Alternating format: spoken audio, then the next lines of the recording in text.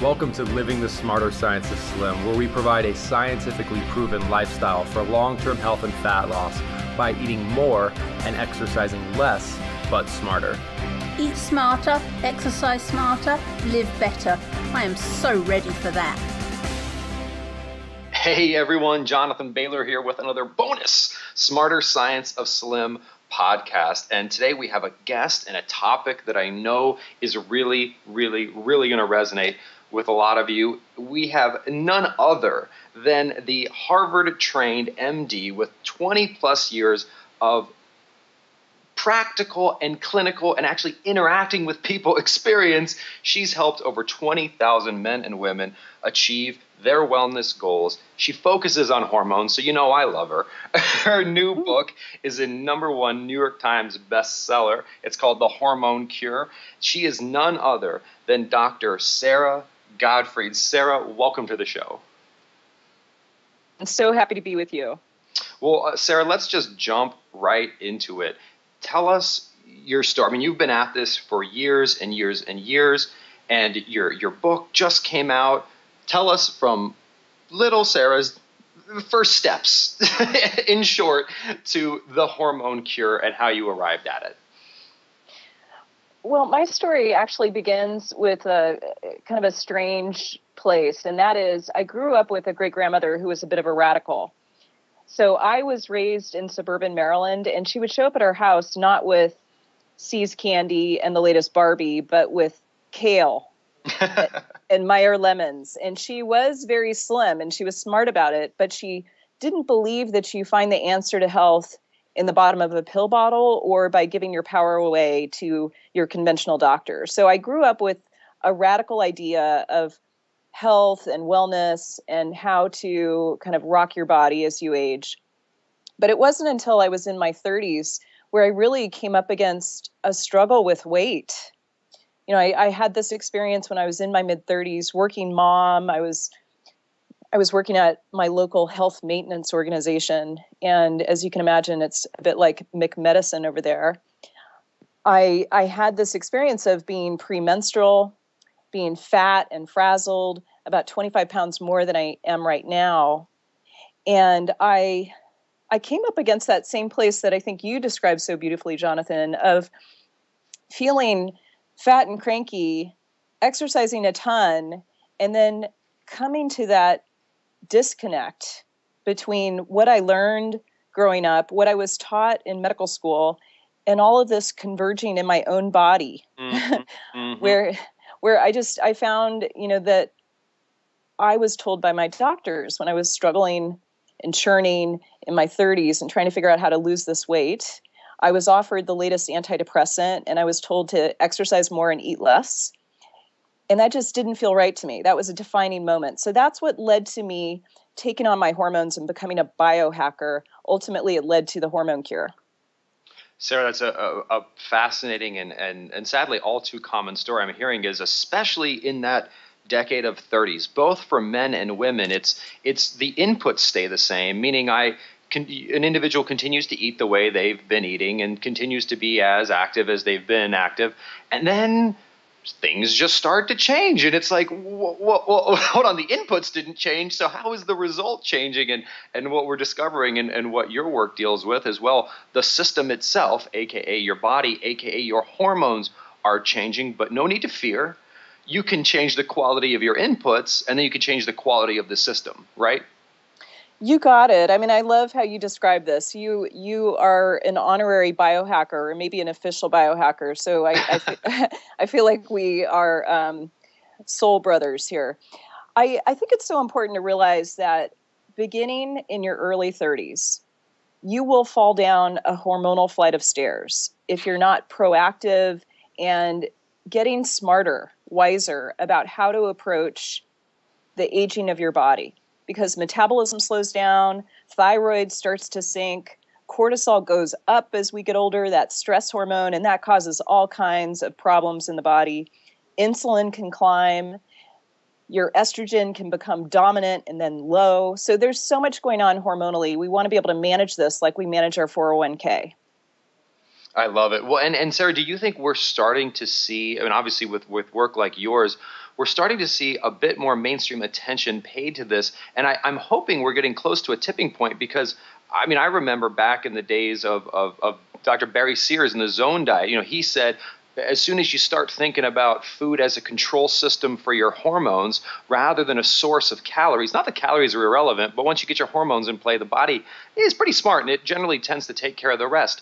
Do you start to see the mainstream catching on, or what else can we do to help there? Well, I'm definitely a glass half full type of a person. So yes, I would say the mainstream is catching on. And I want to rebrand hormones. I feel like hormones have gotten a bad rap. We've got to turn that ship around. And hats off to Barry Sears. I'm a huge fan of this idea of food as a control system, food as information for your body, as one of the most important ways to balance your hormones. Barry Sears was famously quoted as saying that you can reverse insulin resistance with the zone diet in 48 hours. And I have seen that in my last 20 years of taking care of patients. No question, that is true. And I think that's such a hopeful message for our listeners, Jonathan, because for many of us, especially if you've been struggling with your hormones for a while, if you've been feeling cranky pants or like you'd rather mop the floor than have sex with your husband, and no matter what you do, it seems to fail when it comes to weight loss, I think it's so important to realize that you can turn these hormones around in a very short amount of time. It's not some gigantic project that you have to take on. Mm-hmm, mm-hmm. And in some ways, I think it's also very empowering, Sarah, as I'm saddened by this, and we're again, our spirits are aligned here as well. I'm saddened that oftentimes we feel like we need to turn to a prescription to try to turn things around, when frankly we have the most powerful, or one of the most powerful medicinal forces in the world at our disposal. No PhD, no MD, no pharmacy needed, and that is whole healthy foods, right? Hallelujah. Yes, I totally agree with you. And you're my latest crush, but another crush that I have is Mark Hyman. Mark Hyman, I was chatting with yesterday, and I love this idea that he has, that you really want to start a revolution with your fork. And I would say that even though men and women come to my office, they come to, they get to the door of my office because of hormones, and they come in and they say, give me some of that testosterone, or, whatever it is that they want me to treat them with. It's so important to dial back to the foundation. And I think that about 70% of hormone balance and creating ease around your weight comes from your fork. So I totally agree with that. I also love this point you made about Barry Sears, about amplifying the innate intelligence of the body. Mm-hmm. We want to find the ways that we can really, just like in positive psychology, where you're amplifying the good rather than trying to change the bad, which almost never works. We want to amplify the innate biology that we have. We want to leverage that beautiful epigenetic effect. We know that 50 to 80% of our DNA is expressed based on how you eat, move, think, and supplement. So let's go there. Let's find the needle movers. Sarah, that is so profound and so spot on. And that's actually why I think this refocusing on hormones rather than calories is so hopeful and transformational. Because if your focus is on calories, then you will think you need to avoid food. Whereas if your focus is on hormones, you actually, if you avoid food, you're avoiding that which can cure you. So when you focus on hormones, it almost forces you to heal your relationship with food and to celebrate food and to pursue eating more but healthier foods. And that, to me, is just such a better way of living. Oh, yes. I mean, this is the key to creating more pleasure in your life. I'm doing the happy dance over here. I know you can't see me doing the happy dance, but I totally am, because I think so many people feel like to manage their weight, they have to remove all of life's pleasures and start eating cardboard and, less of it. They feel like they're destined, they sort of see quinoa as this prison sentence. And I think it's really important to realize, if we take on just for a moment high cortisol, our stressed out culture that we live in, and how many of us are running task to task, and cortisol's really high, and it's making a muffin top, it's laying down belly fat, it's making you forget why you walked into a room, it's it's making you lose your focus or maybe lose your sex drive. I think it's so important to realize, even with cortisol, a small amount of dark chocolate lowers your cortisol. So we can have a lot of fun as we shift that focus to hormones. I completely agree with you in terms of healing your relationship to food and doing it by shifting the focus to your hormones. And the irony, Sarah, I feel, is that some of these, let's call them more conventional and areas, we are certainly trying to change these common concepts of health. The example I always give, and cortisol is a great hormone to look at, is let's take an individual who's already overstressed and who's already not sleeping enough, and that individual wants to improve their health. Well, how common do we hear the following story, Sarah? Okay, I'm going to get up at 4 a.m. I'm going to get up at 4 a.m. I'm going to get up at 4 a.m. That's because that's healthy, because I got discipline. And then I'm going to go run outside on the pavement, on the road, breathe in exhaust from cars. Then I'm going to come home and I'm going to quench my thirst with some power juice. And then I'm going to have carb cravings throughout the day because of what I just did. And then I'm going to be rushed throughout the day because now I have to go shower and I got to get the kids over here. And what I just did to become healthy, in quotations, actually just took my cortisol and just shot it through the roof and set me up for long-term depression, fat gain, all kinds of sadness. And I'm trying to be healthy. What's going on there? And you think you're doing it all right. You know, that's the part that makes me crazy. I so love that you just made that sketch, because this is 91% of the people who come to see me have exactly that situation. They're saying to me, okay, look at this body. I'm 30 pounds overweight, and yet I feel like I'm doing everything right. So I think it's really important to realize this very sacred, important role, kind of the central story of hormones. And even that example you gave, getting up at 4 a.m., going for a run. You know, I've always been a runner. And when I was in my 30s and I started this biohacking process and kind of looking at hormones and how they influence all different aspects of our life, but of course I was motivated first by weight. What I found is that my cortisol was about 3 times normal first thing in the morning. Mm-hmm. And that's not a good thing. Just as you described, 50% of people with depression have high cortisol. 20% of people with depression have low thyroid. I was offered Prozac as a way of dealing with my emotions then, and yet I didn't have depression. I had a problem with cortisol. And every time I would go running, you know, this doctor that I saw told me to exercise more and starve myself. When I did that, when I went running, it raised my cortisol even further, because that's what running does. Mm-hmm. And it was much better for me to go to a Pilates class. Exactly. Or to become, you know, I actually became a yoga teacher because I had to. I did it of necessity. Mm-hmm. Well, Sarah, you're hitting on the key thing here, which again, it seems commonsensical, but we're bombarded with so much nonsense that sometimes we need to just shout the common sense, which is, if we want to heal our body, which is what we're really talking about, right? We got to heal our body.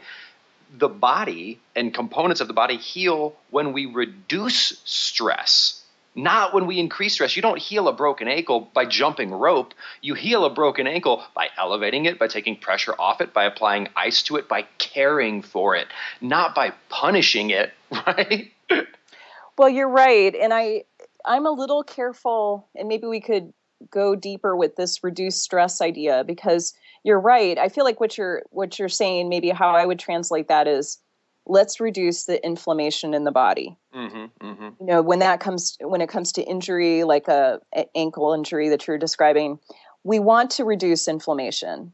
And to put this in a astonishingly simple context, what I would say is, we want to make a good neighborhood, not a bad neighborhood. When you get up at 4 and that raises your cortisol because you didn't sleep restoratively or for enough hours, and you go running and that raises your cortisol even further, and then you come home and you have that carb-laden drink, you raise cortisol even further. And so you get into almost like a series of drive-by shootings in the body with behaving that way. And you're right, it is creating more stress in the body. But I also think that some people have their eyes glaze over when we talk about reducing stress. I mean, honestly, my eyes sort of glaze over when a doctor says that to me. So I want to be careful about talking about these hormones and saying, okay, these hormones are not demons. Mm-hmm, mm-hmm. We just want to work with this innate intelligence. We want to get these hormones working for us, not against us. We want insulin in that Goldilocks position of not too high, not too low. Same thing with cortisol. Same thing with thyroid. Oh, absolutely. And Sarah, yeah, I sometimes I may be on the side of oversimplifying that example, where there's certainly eustress and de-stress, and certainly, for example, the types of exercise which has been shown to have dramatically positive hormonal benefits is quote unquote stressful, but in just a different, more productive way. Yes, yes, yes. I sometimes joke, you stress, I stress. So I agree with you. You know, just like with cortisol and estrogen and the dance that it has with progesterone in women and the dance that it has with testosterone in men, we want to have that sweet spot. So when it comes to stress, we're not talking about removing all stress from one's life, because then you would be an apathetic blob, totally not of service to the world. And we want people to be of service. We want you to rock your mission. And you do that by getting the right dose of stress. Exactly. And that's what you mean, I believe, with the eustress. Exactly. And picking and being intentional about your sources of stress, and not having sources of stress which should be positive end up being negative, like we were talking about with the excessive exercise earlier, right? Absolutely. Absolutely. You know, I think we want to figure out, I mean, one of the ways I think about this is I put on my functional medicine hat. Occasionally I wear this kind of cute functional medicine hat. And this hat is designed to really look at, okay, what are the nutritional gaps that you have? And each of us is a little bit different in this regard. One of my nutritional gaps, for instance, is that I have a genetic tendency to be low in copper. So when I eat some oysters, for instance, I know, Jonathan, you live in Washington, so you probably have some really good oysters up there. So when I eat an oyster, which is very rich in copper, I just don't extract much of the copper from it. And copper is so important for your thyroid function. Mm-hmm. And, you know, both men and women are affected by thyroid problems. It's a huge part of metabolism and how fast you burn calories or how slowly you burn calories. And what was happening for me in my 30s was that I was running around for 3 decades not knowing this about my copper. And so when I filled that copper gap, it really helped my thyroid start to function properly. And for those of you who are listening who are just like, yeah, whatever, what is she talking about? So the thyroid is the biggest endocrine gland that you have. Well, second only to your fat, which is another important endocrine gland, but we can get into that in a moment. With your thyroid, I find that so many women, especially, starting around age 40, will go through thyropause.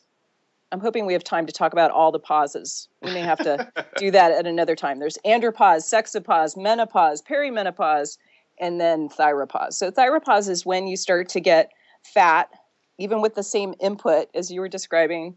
You get cranky, usually depression, sometimes anxiety, and you get tired. Like you wake up in the morning thinking, meh, right? I mean, you just, And sometimes it's as simple as making sure you're taking a potent multivitamin that's filling those gaps, like copper, zinc, and selenium. That's step 1 of the Gottfried protocol that I have in my book, The Hormone Cure. Well, and Dr. Sara, what are your thoughts on, you talk about like as you age, you get these meh moments. One thing that I hear so much from women, I mean, it's specific to women, and it's specific to postmenopausal women, is they are putting their heart and soul into eating smarter and exercising smarter. And they are seeing results. But the thing that's frustrating them is their husband, who actually really doesn't care at all about any of this stuff, but is in some ways having a little bit of a blowback because maybe she's the health CEO of the household. So as she decides, the rest of the family decides as well. And the husband is just like, his pants are falling off. Like he just can't. He's like, oh my God, like, look at me, honey. This is just, no weight is just melting off me. Whereas she's taking a much more intentional and deliberate approach and not seeing as compelling of results. Is there hope there? Oh, yes. And I am so there with you. You know, you just want to punch your husband in that situation. No matter how much you love your husband, you just want to punch him.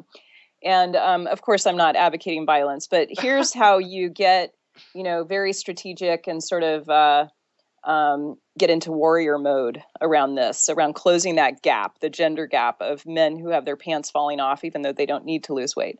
One of the advantages that men have, they have many, actually. One of them is that they actually, stress favors men. So we know that women are a lot more vulnerable when it comes to managing stress. And of course, I'm generalizing, but if you look at the control system for stress in women versus men, women are way more vulnerable. That's why we have double the rate of insomnia. It's why we have 15 times the rate of slow thyroid function. It's why we have double the rate of anxiety and depression. So one of the major differences is that men have about 10 times as much testosterone. And there's a pretty big range there. But testosterone's that lovely hormone responsible not just for sex drive, but also very important for your sense of vitality, for your metabolism, and maybe most importantly in my mind, as I look at the job description of all these hormones, is that it's in charge of your growth and repair. Mm-hmm. So DHEA and testosterone, you want these two hormones to really be supporting you in your relationship to your weight and to food.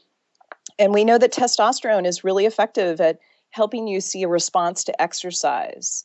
It's really effective in your confidence, which I think helps people with creating new positive habits as they step into a different relationship with food. So men have the advantage when it comes to testosterone. Testosterone starts to wane for men between the ages of 40 and 70. That's classic andropause, or what I call the grumpy old man syndrome. But when it comes to women, I think as these postmenopausal women who are looking at their husbands who need a new pair of jeans, they want to be looking especially at their hormonal Charlie's Angels. And I like to keep this super simple. So the hormonal Charlie's Angels you want to be watching are cortisol, estrogen, and thyroid. Now, the list is quite a bit longer of the hormones that influence your weight. It includes insulin and leptin and many others. But I think these three hormones are where women should focus, because that's part of the reason why your husband is having so much wild success. So if you can get those hormones working for you, not against you, it'll make a big difference in your relationship to weight. I love it. Well, and Sarah, I don't want to give away the farm here, but if I were trying to do this, I wanted to get my Charlie's Angels smiling and working on my behalf. What are some things, let's say 3 things, I could start doing today to help getting them on my side? Well, I probably would give you away the farm because, as I mentioned, I'm crushing on you. But and for men, just to be super clear, for men, I actually call it the 3 amigos. Your 3 amigos are your cortisol, your testosterone, and your thyroid. Estrogen's also important, but it's the ratio of your testosterone to estrogen. So what do we do about this? So in my book, I probably have about 97 ways that you can get these working for you, all supported by the best evidence, by randomized trials, because frankly, we have a shameful past, especially when it comes to women and hormones, and we must be evidence-based about this. But let's just take on each of these Charlie's Angels. And cortisol, a really important part of cortisol is figuring out how to hit the pause button. And I know a lot of people just, want to stop the recording when they hear somebody say that. So I'm not saying, deep breathing every day, twice a day. That's really valuable. I think it's important, but it's also important for our listeners to craft their own top 3 list of how they really get cortisol back into that Goldilocks position of not too high, not too low. So, and Sarah, just to make sure listeners understand, cortisol in some ways, again, it's much more complicated than this, but can we think of it as really the thermometer for stress? Like if cortisol is high, you're really stressed. If cortisol is low, you're not stressed at all, basically. I think that's a good basic way to approach it. I mean, of course, it's oversimplified. And the issue is, if you're like I was in my 30s, total stress case, like pushing a rock up a hill, then the more long-standing your chronic stress, the more likely you're going to have both high and low cortisol even within the same day. Mm-hmm. So it can get more complicated, but it's really the high cortisol that more contributes to burning through your happy brain chemicals, making you fat and angry, making you repellent, honestly, and then causing problems with your weight, because your belly fat has 4 times the number of cortisol receptors as fat elsewhere. So I think you're pretty close, but it gets a little bit more complicated. So I want to honor Robert Sapolsky here and just make that one quick comment. But, absolutely. So let me, this is where, let's just talk about these 3 strategies and how you eat, move, think, and supplement, and your Charlie's Angels. So with cortisol, hit the pause button. One of my favorite ways is orgasm. I prescribe that all the time. Lowers your cortisol, raises oxytocin, love it. And we also know that a hot bath, calling a girlfriend, those things are really effective. It's more effective to call a woman than to call a man in terms of getting your hormones into balance. And Sarah, when you say call a girlfriend, I'm assuming you're not referring to as a strategy for the married men out there. Yeah, probably not so good. Well, it might be effective for them, but I don't want to advocate that. I just wanted to clarify for the listeners in case like, well, Dr. Sarah said I needed to call a girlfriend. She said I need a new girlfriend and I need to call her. Yeah, I can just see the letters coming in. So, well, I think we actually know that women, rather than fight or flight, women do best when they tend and befriend. So I'm quite serious about prescribing for you that you call a girlfriend for 15 minutes. So yes, this is mostly for women. Girlfriend, maybe 2 separate words for men. But what works across the board, regardless of whether you're married or male or female, is phosphatidylserine. I'm just like the biggest cheerleader in the world for phosphatidylserine. Are you a fan? I actually have a T-shirt with that printed on the front of it. Actually, you do not. It's actually a sleeveless T-shirt. It's a halter top, actually. No, I'm just kidding. I love it. I do too. Oh, that's where I got. You're the other person that ordered it. Okay. Exactly. So phosphatidylserine is this lovely extract from a cell membrane. Who knew? And it, 400 milligrams a day. It helps you get cortisol into that neutralized place, whether you're male or female. Omega-3s are also super effective, whether you're male or female. And, most of us know that omega-3s are a good idea. We get the fish oil and then we stick it in the fridge and take it, maybe 1 day a week. And I want you to get religious about these 2 supplements because they really help you with cortisol. And Sarah, also, what would be your recommendation? For example, like I am a fish fanatic. I literally eat salmon twice a day regularly. If we're really into fish, does that modify the recommendation here, or is it just of course there's an upper bounds, but what are your thoughts on limits?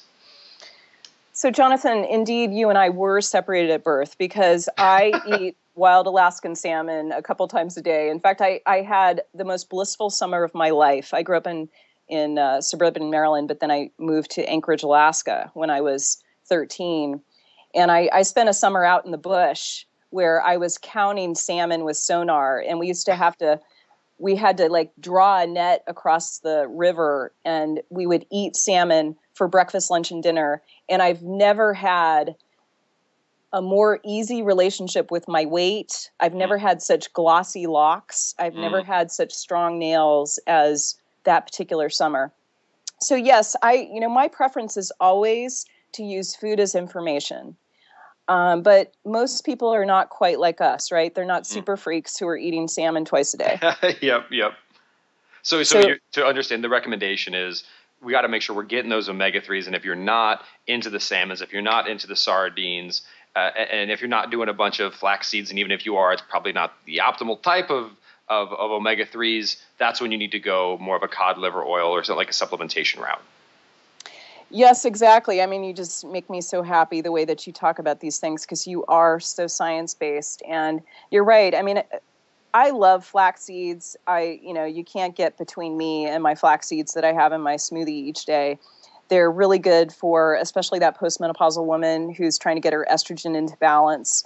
but they, only about 5% of those flax seeds are converted into the type of omega-3 that you really need to rock your mission and to get cortisol in place. So yes, I would say get your omega-3s. The vegetarian sources, unfortunately, are not as proven as fish oil. And my first choice would be get it from food. If you can't do that, get it from a supplement. Third choice would be vegetarian sources of omega-3s.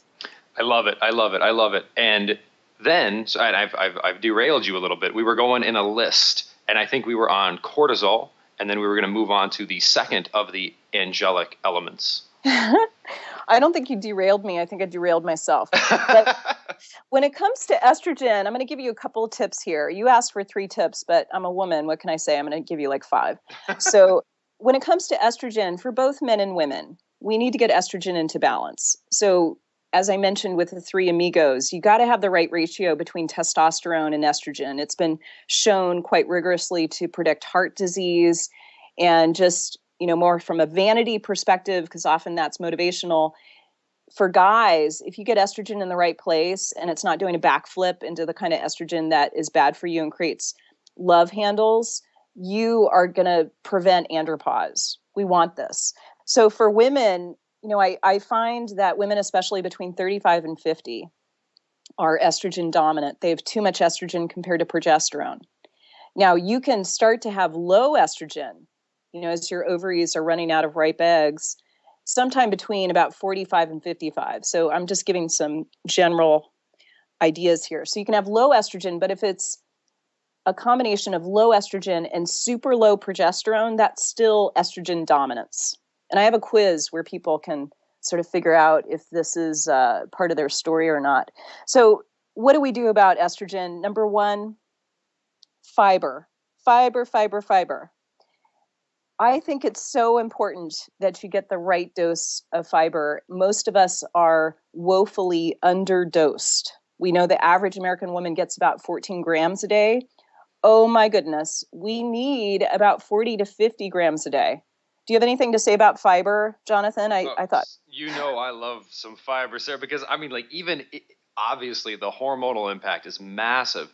But if we're not eating fiber, we're not getting the satiating impact of fiber. And that means we're eating other stuff, which is doing it. So not only are we not getting the benefits from a hormonal perspective that fiber gives us, but we're getting the detriments of the stuff we're eating in place of the fiber.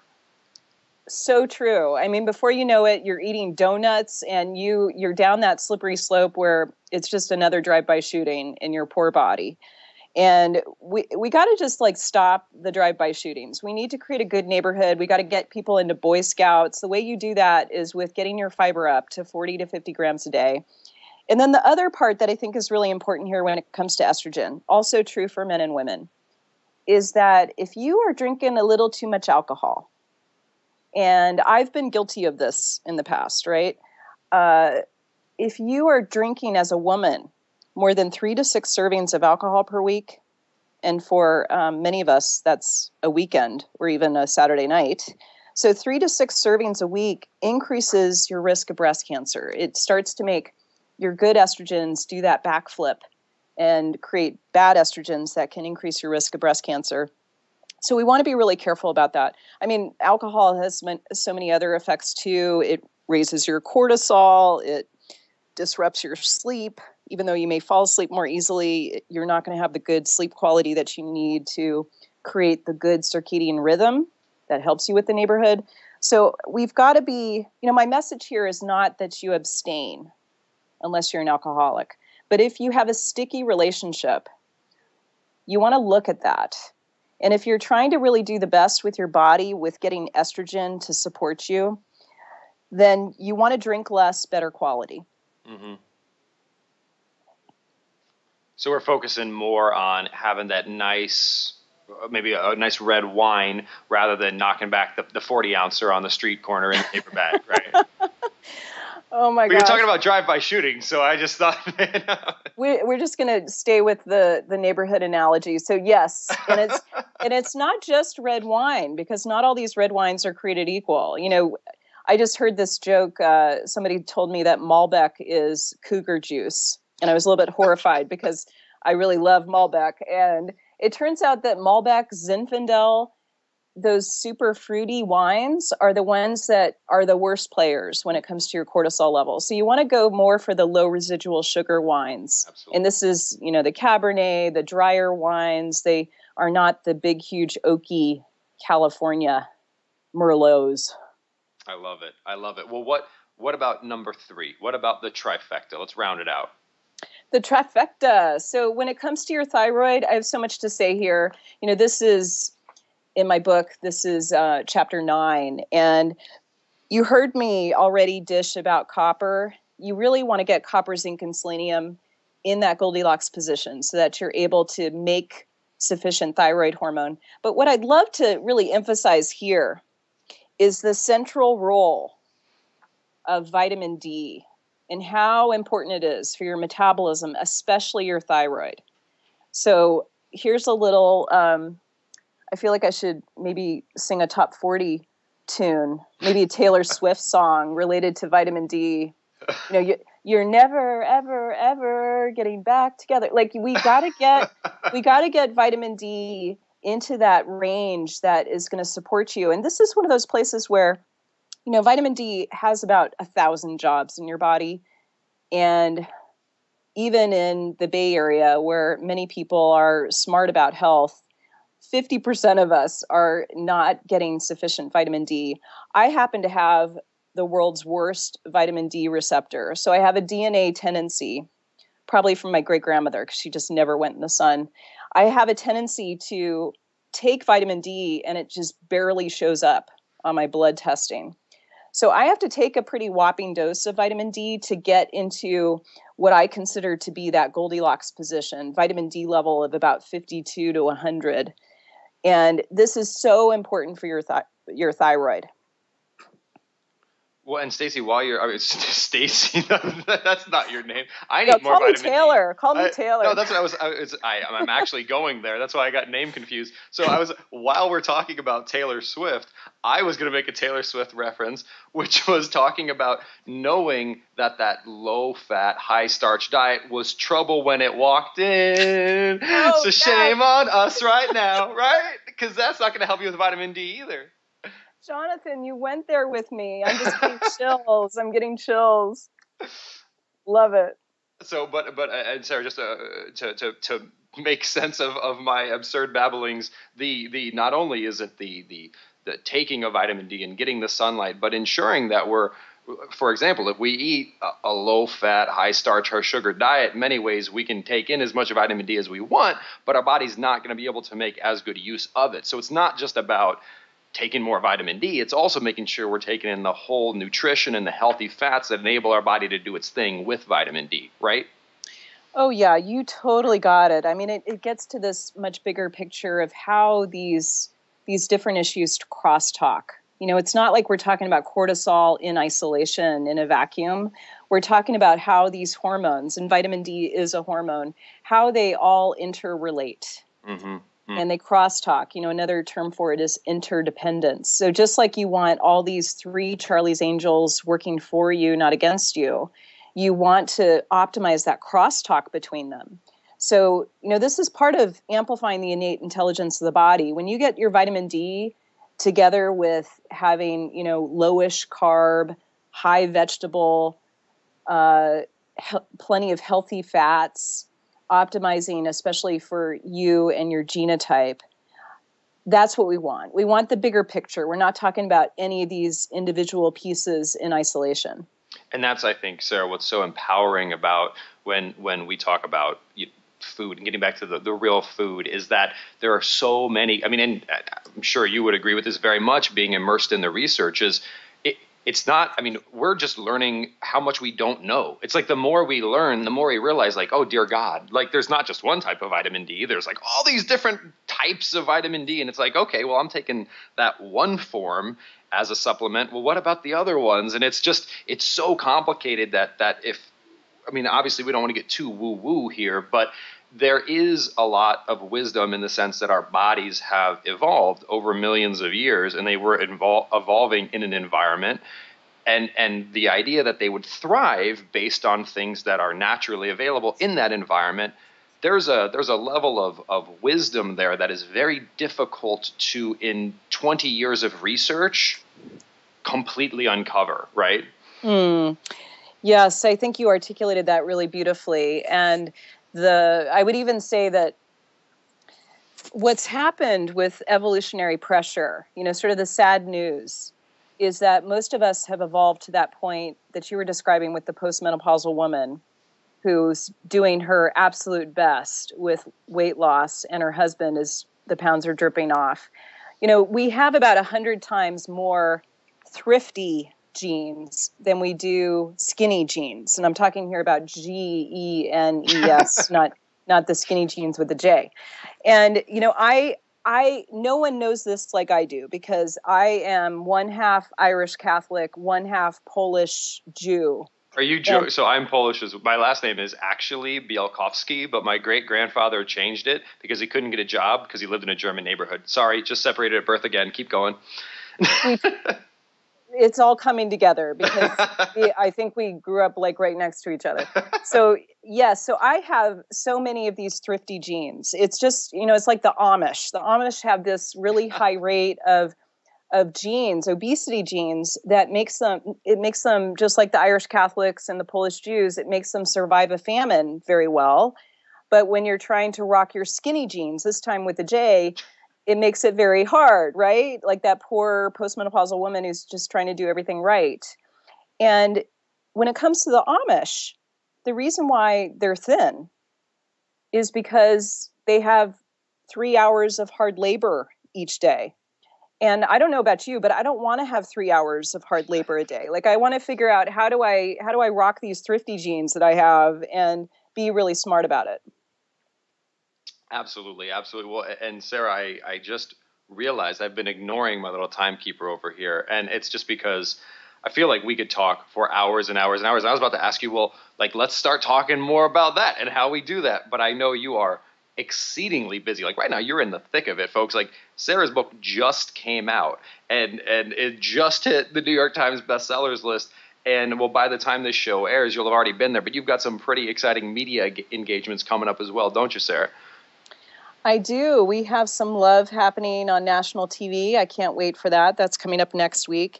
And I could talk to you for hours, no question. And I know it's the Taylor Swift and my beautiful voice that really won you over. No, it absolutely is. And we're going to have like an American Idol type of hormonal hybrid show. It's going to be awesome. Well, maybe you should start pitching that when you're over at the networks next week. But folks, I'm seeing thrift shop together with insulin. I think there's some combination there that we need to work with. Absolutely. No, I love it. I'm here in Seattle, so I walk down the street and I see Macklemore every day. So he's no, I'm just kidding. You and he are like this. You're Exactly. Well, Sara, we've got to have you back on the show. What? This Okay. is an absolute pleasure. So we will absolutely, folks. This is hopefully, if Sara's willing, this won't be the last time you hear from her. So, but if you can't wait until the next show, please check out. She's got a bunch of great stuff. First is, and this is a little bit long of a URL, so get your pen and paper out. But it's the quiz Sara mentioned earlier. It's thehormonecurebook.com/quiz. Again, thehormonebook.com/quiz. And don't worry, write that down because it will also remind you of the name of her book, which is The Hormone Cure. Great stuff in there. And then finally, you can learn more about Sara the woman and the legend and at SaraGottfriedMD.com. Sara, am I missing anything? Oh, Jonathan, I feel like I should say that I'm happily married, but it's been so much fun with you. It's been so much fun. Thank you. And I hope we've provided some service to our listeners in addition to having fun.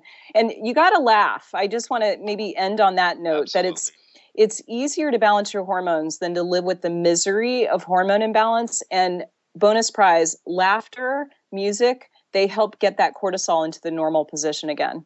Well, Sara, it gets back to the earlier thread, which is if your pursuit of health is making you sad and miserable, that is a giant red flag that you may not be approaching that the correct way.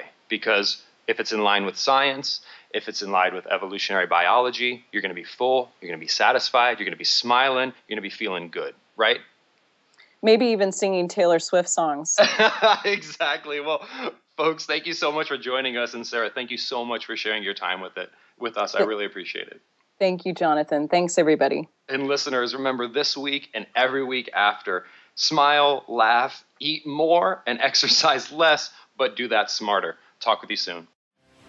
Wait, don't stop listening yet. If you like the podcast and if there's other ways we can help you, please join us in the Smarter Science of Slim support group, which is freely available at the Smarter Science of Slim website, smarterscienceofslim.com. There you'll find all kinds of free recipes and success stories and just all kinds of fun stuff like how to help your kids go sane and just great community content. And just one last thing before you go, if you wouldn't mind heading over to iTunes and up onto Amazon.com and leaving us a review, and then going over to Facebook and liking us, we would hugely appreciate it.